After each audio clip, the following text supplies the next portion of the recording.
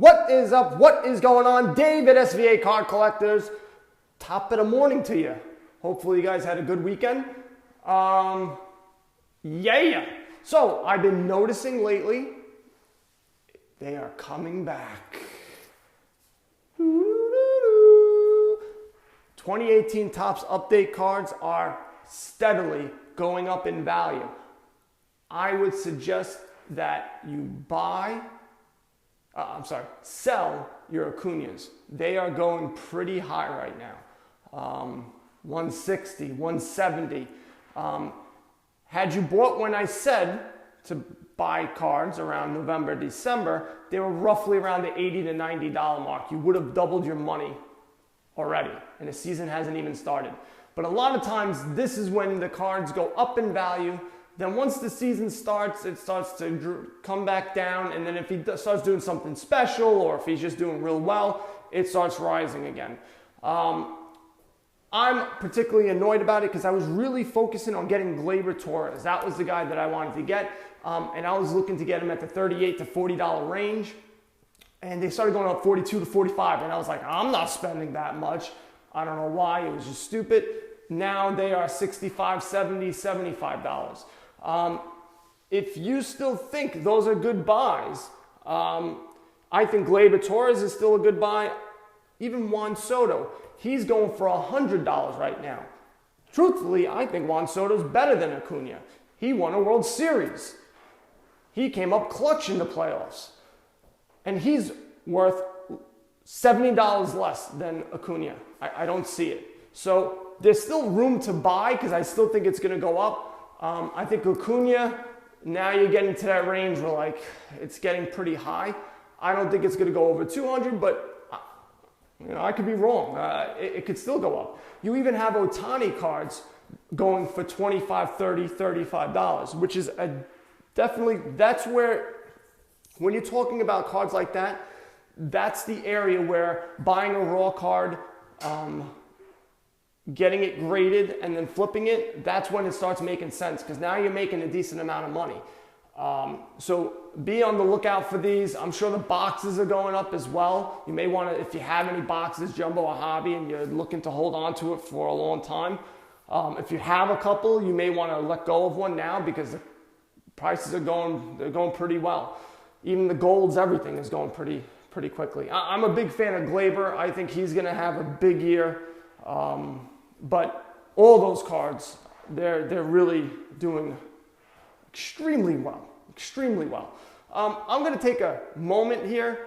I don't do this very often, and I should be doing it every single episode. If you're listening to me on YouTube, if you can please like, comment, and subscribe, do all that stuff. It really helps me out. It helps boost my channel up, which I guess I do care about. I can't say I don't care about it. I mean, I'm doing this so I can get notoriety, fame, and then eventually leave you guys for, $1 million contract to talk about, stuff. I don't know. I don't have no idea. I don't know. I'm talking jibber jabber. But if you could, thanks. And if you don't like it and you want to leave nasty comments, just don't do it. I'm probably going to delete it. And it would make me sad to see a thumb down. That makes me sad. And we don't want that. Heaven forbid I get sad.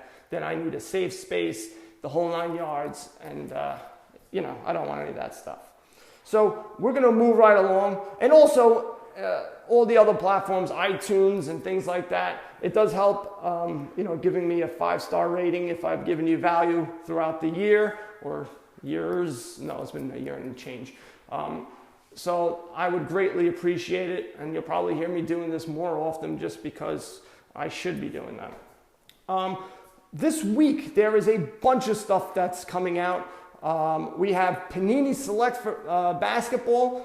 They just added the checklist. Right now, hobby boxes are crazy expensive, $475. Everyone's going to be looking for the silvers, of course. Probably not Zion. I don't know if anyone's even collecting them anymore. I think he's done. I think he's past his. You get 3 autographs or memorabilia cards, 12 Prism Parallels, 10 Premier SP base cards. Ooh la di da, and 2 courtside SSP base cards. I'm sure there's a first off the line that's coming. I'm going to check it right now. Maybe I should have done this beforehand, but I didn't realize there was one. Come on, speed and efficiency. Come on. Speed.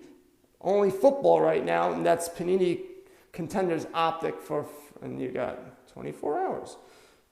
24 hours. You got 1 day. All right, we're going to go back to that. So you get all that stuff with the first off the line, the Panini Select, and I think they already passed. I think that's probably what the deal is. Exclusive neon on. All right, we won't worry about that. So you get 3 autographs or memorabilia cards. I'm sure you're going to get a mixture of each. I'm sure it's going to be 2 memorabilia and 1 auto or something like that where you get screwed out of it because that's the way the man does it. Damn the man. So you have that. Now all of these are being released on the 4th. Now it may change. It may not. Now we also have Donruss baseball cards. Now these cards, they do not have the logos on them. So if you're just getting back into the thing and collecting and you see Donruss and you go, "Ooh, a familiar face. Oh, I love you, Donruss. That's so nice of you to come back and join the baseball card world." Hey, by the way, why are you wearing a blank hat? Because they do not have the logos. They don't have the rights to put the logo. They have the rights for the players, but not for the logo. Their cards a lot of times look just as good or better than Topps. I wish they would just give them the logo as well. But it is what it is. $82 for a box. They still have the rated rookie cards. You're going to have a lot of the same rookies that you have in Topps Flagship and Heritage in here. I believe there was 3 hits. So autographs or memorabilia cards, 4 Independence Day parallels, 7 additional parallels, and 5 inserts. I am not a huge fan of these, but I know a lot of people do like them. So I can't hate. I mean, I can hate, but I don't want to. Hate. Now, also on the 4th is Panini encased football cards. $230. That's the hobby box. I'm going to scroll down here. You get 1 autograph and 1 graded autograph and 2 relics. 5 cards per pack, 1 pack per box, 8 boxes per case. I forgot to do that for the other ones, so I'm going to go back for Panini Select. We have... Oh, I went too far, sorry guys. 5 packs per box, 12 packs per box, 12 boxes per case. So we have that. And for baseball, we're going to go back to Donruss because I was incomplete. I was incomplete with you guys. I apologize for being incomplete. 8 cards per pack, 24 packs per box, 16 boxes per case. So the case thing, if you're doing a case break, those things, there's going to be a lot more cards. So we have that going on. Again, I am super pumped about baseball coming up. I will be setting up the draft shortly. Don't worry, I will be doing that. Also, I'm going to try to do some interviews where we talk about baseball prospects, guys to be on the lookout for, maybe guys that you already know, so look out for that as well. And basketball is just basketball. Zion's been playing real well. It's Zion and Morant's world, and everyone else is just playing in it, it seems like. Yeah, there's that. If you hear the squeaky noise, those are my shoes, because I have inserts in my shoes because my feet hurt, and maybe I should just not walk around, because you need which is, I'm sure, great for the audio on this podcast. Guys, just pay attention. You don't want to go crazy on baseball cards and overspend during this time. A lot of time, this is where prices are really hiked up. You may want to go selling your cards, not buying them.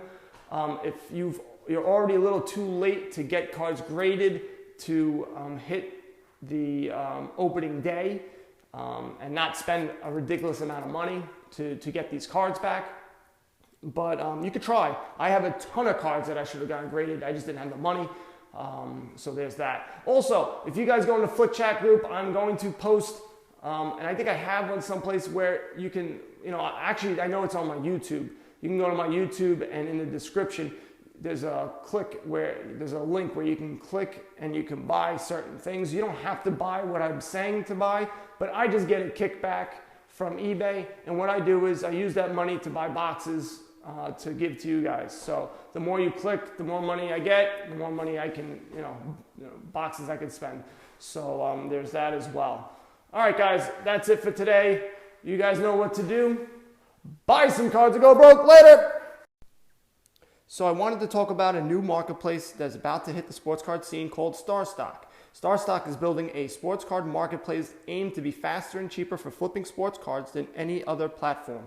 This is a ground level moment, and StarStock is currently looking for people who want to be the first to sell their cards at launch of this new platform.